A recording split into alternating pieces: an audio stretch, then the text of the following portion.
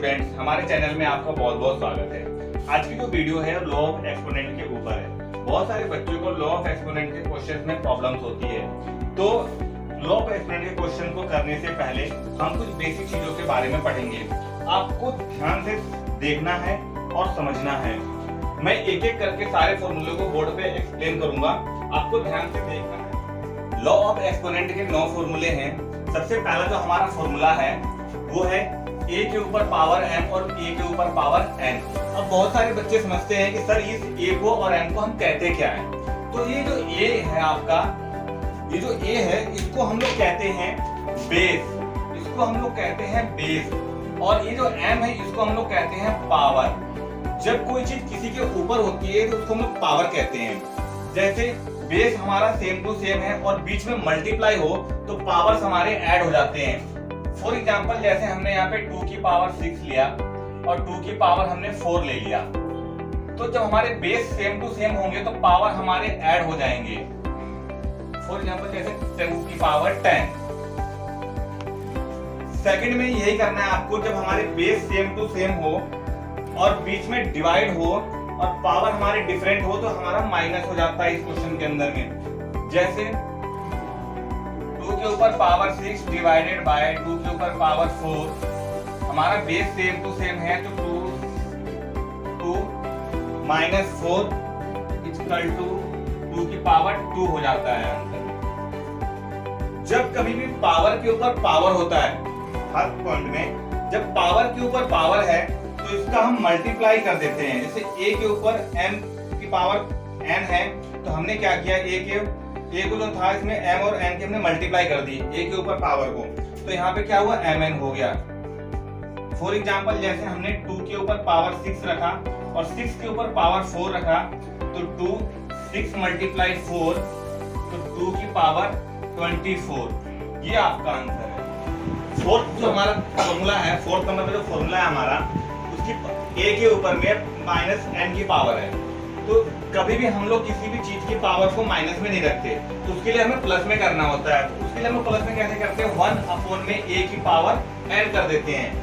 Example के लिए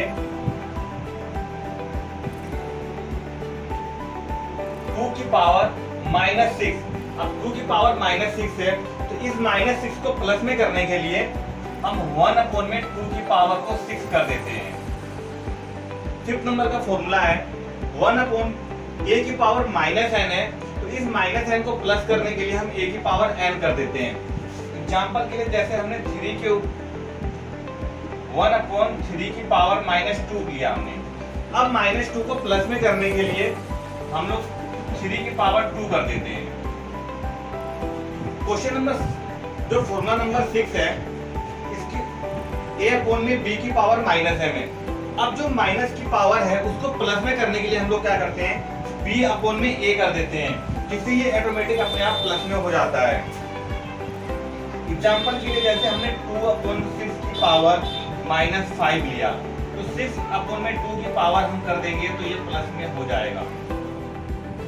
formula number 7, formula number 7 में a अपॉन में b की पावर m है। अब इसको क्या करना है, a और b को पूरे को खोल के लिखना है, तो आप a की पावर m और b की पावर m लिख सकते हो। एग्जांपल के लिए 2 अपॉन में 7 की पावर 6, तो इसको आप 2 की पावर 6 और 7 की पावर 6 आप लिख सकते हो। अब क्वेश्चन नंबर फॉर्मूला नंबर 8 में आपको समझना है कि यहाँ पे a की पावर m और b की पावर m है। अब यहाँ पे क्या है कि बेस आपका डिफरेंट है और पावर आपकी सेम टू सेम है, तो क्या करना है आपको a और b की मल्टीप्लाई कर देना है, पावर आपको सेम टू सेम रखना है। फिर a b की मल्टीप्लाई करेंगे तो a b की पावर m आ जाएगी। एग्जांपल के लिए जैसे मैंने 2 की पावर 5 और 3 की पावर मैंने 5 ले लिया, तो मुझे इसकी मल्टीप्लाई कर देना है, 2 मल्टीप्लाई 3 की पावर 5, तो 2 3 जा 6, तो 6 की पावर आपकी 5। इस तरीके से सॉल्व करना है। फॉर्मूला नंबर 9, फॉर्मूला नंबर 9 में जो है a की पावर 0, जब किसी भी संख्या की पावर अगर 0 होती है उसका आंसर हमेशा 1 आता है। एग्जांपल के लिए मान लीजिए आपने कोई भी एक वैल्यू ले रखी है, उस वैल्यू की जो पावर है वो आपकी 0 है, तो उसका आंसर ऑटोमेटिक ही आपका 1 आ जाएगा। उसके बाद ये मैंने आपको बहुत अच्छे से एक्सप्लेन कर दिया।